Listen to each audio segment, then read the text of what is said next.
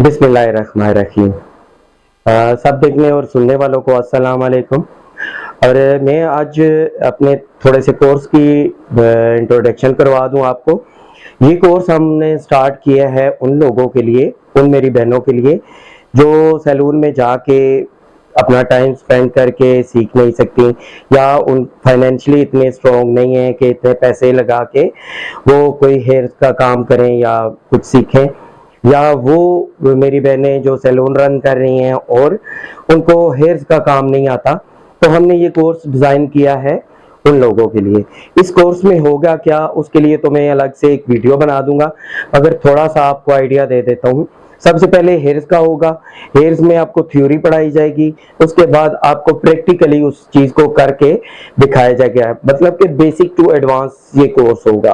और उसके बाद हम स्किन का कोर्स शुरू करेंगे, जिसमें स्किन का होगा, थ्योरी होगी। थ्योरी के बाद आप उसमें प्रैक्टिकल भी देखेंगे। जितनी स्किन की ट्रीटमेंट्स हैं वो आपको प्रैक्टिकली दिखाई जाएंगी किस तरह होती हैं, और उसमें सीरम, क्रीम और जितने प्रोडक्ट्स होती हैं उनके बारे में भी नॉलेज दिया जाएगा। और उसके बाद होगा आपका मेकअप का कोर्स, और उस कोर्स में भी आपको प्रोडक्ट नॉलेज दिया जाएगा। उसके अलावा आपको थ्योरी दी जाएगी, और उसके बाद उसमें आपको प्रैक्टिकल करके दिखाया जाएगा। आज हम स्टार्ट करेंगे हेयर कलर साइंस का कोर्स।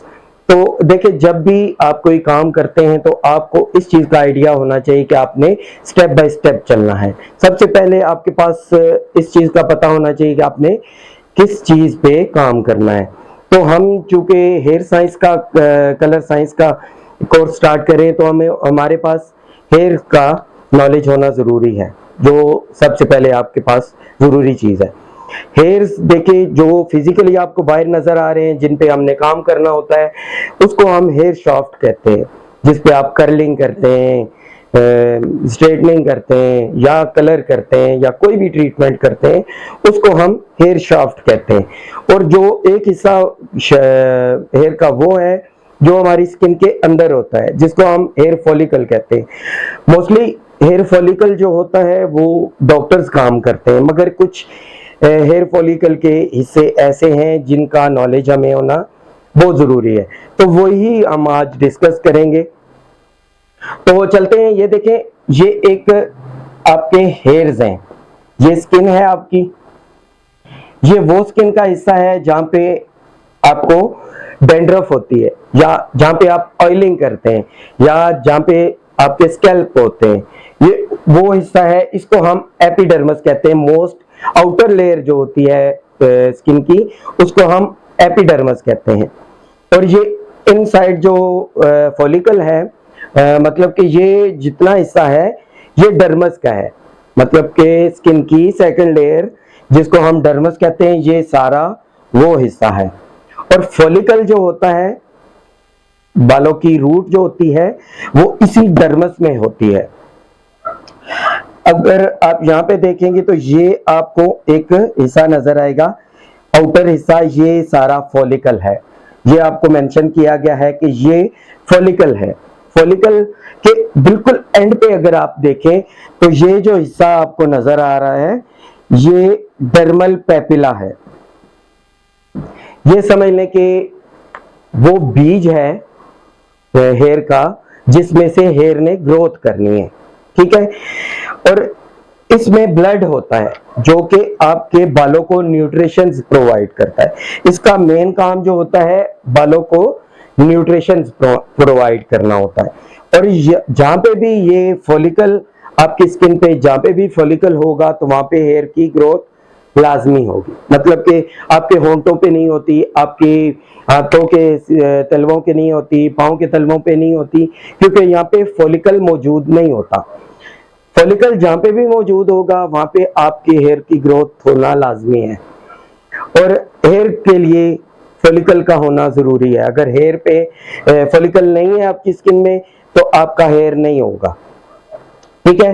ये डर्मल पेपिला का मैंने आपको बता दिया कि फॉलिकल के अंदर सबसे एंड पे ये डर्मल पेपिला होता है, जिसमें ब्लड होता है, और इसका काम होता है कि बालों को न्यूट्रिशन प्रोवाइड करना।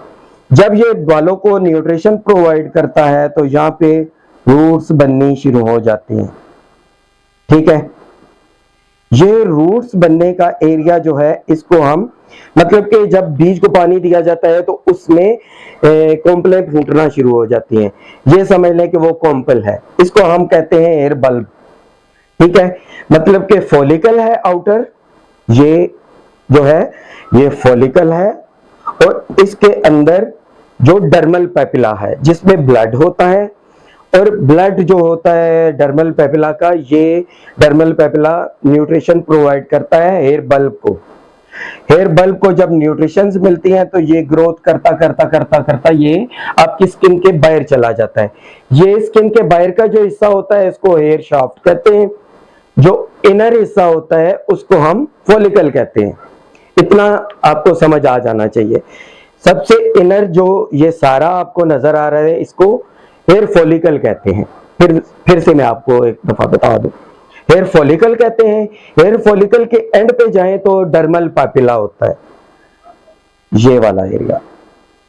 ठीक है, इसमें ब्लड होता है, इसमें न्यूट्रिशंस होते हैं जो आपके हेयर बल्ब को दी जाती हैं ताकि वो ग्रोथ कर सके। ठीक है, ये जो इसको न्यूट्रिशंस मिलेंगी ये ग्रोथ करता करता आपके स्किन से बाहर चला जाएगा।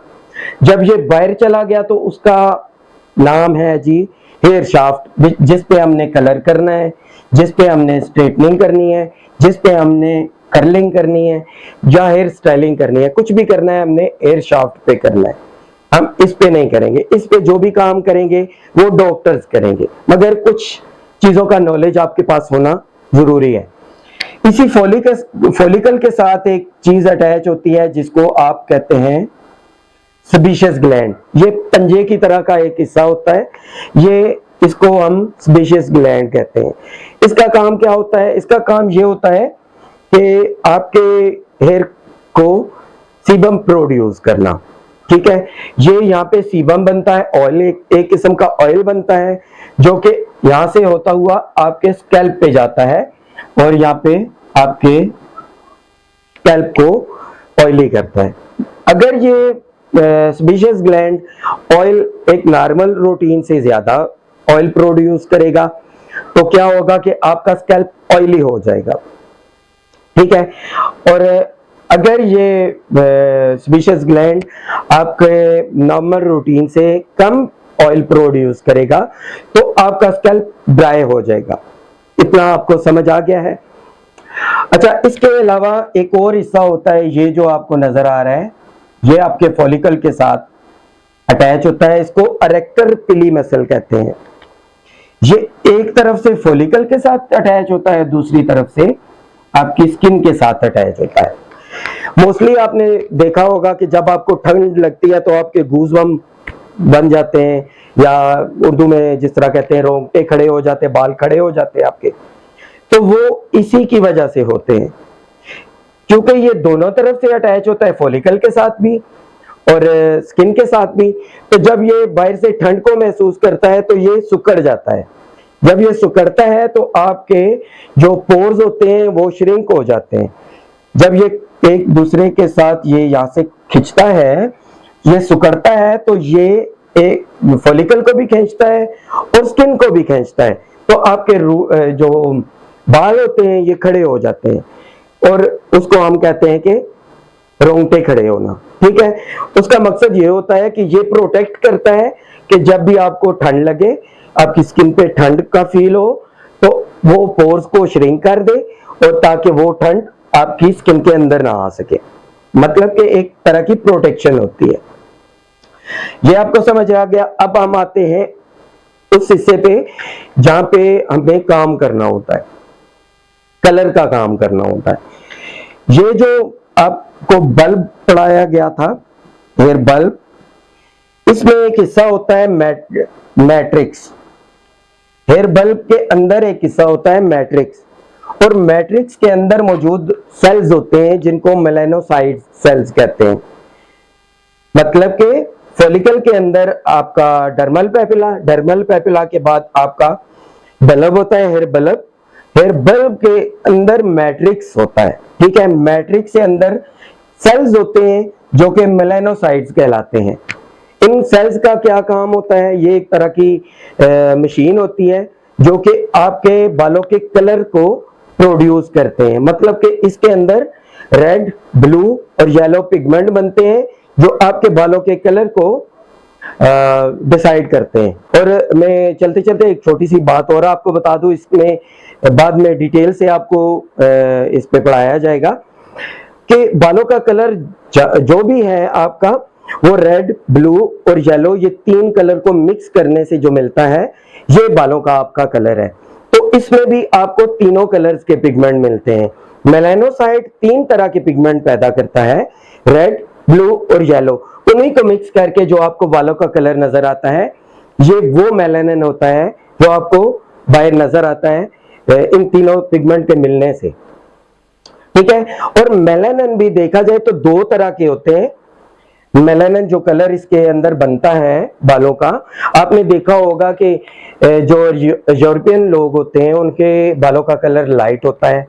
हम लोग जो एशियन हैं इनके बालों का कलर थोड़ा सा डार्क होता है, और जो अफ्रीकन होते हैं उनका मोस्टली डार्क होता है। ठीक है। तो वैसे देखा जाए तो कलर तो उनमें तीनों पिगमेंट्स होते हैं, मगर कुछ लाइटर होते हैं, कुछ डार्कर होते हैं। मेलानिन हम दो तरह के होते हैं यहाँ पे जो बनते हैं, यूमेलानिन और फ्यूमेलानिन।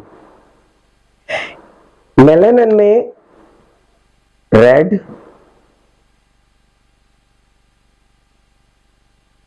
ब्लू, येलो पिगमेंट होते हैं। ठीक है। जो यूमेलानिन है इसमें रेड और ब्लू पिगमेंट होता है, फ्यूमेलानिन में रेड, येलो पिगमेंट होता है। यूमेलानिन रेड और ब्लू पिगमेंट होता है ज्यादा, येलो कम होता है, जबकि फ्यूमेलानिन में रेड और येलो ज्यादा होता है और उसमें ब्लू कम होता है। इसमें ब्लू कम होने की वजह से जो बालों का कलर होता है वो लाइट होता है, जो कि आपके यूरोपियन लोग हैं उनका कलर होता है।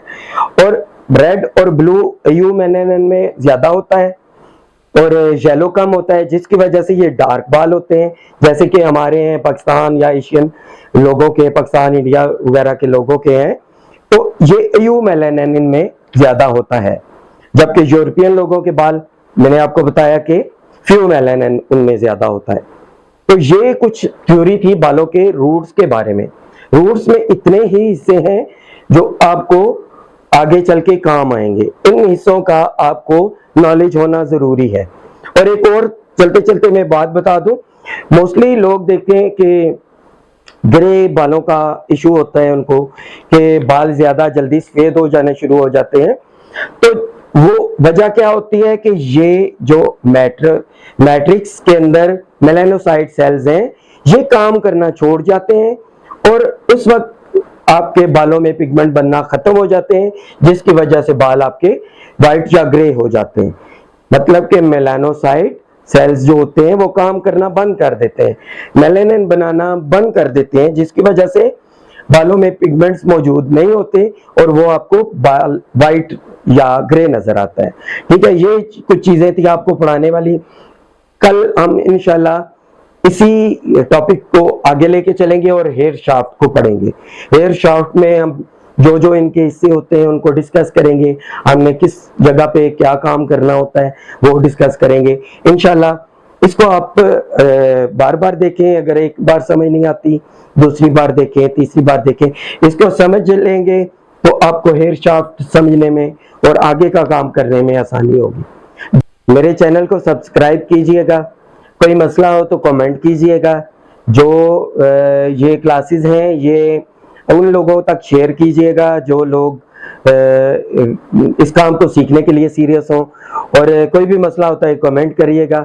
खुद भी खुश रहिएगा और अपने से जुड़े लोगों को भी खुश रखिएगा। अल्लाह हाफिज।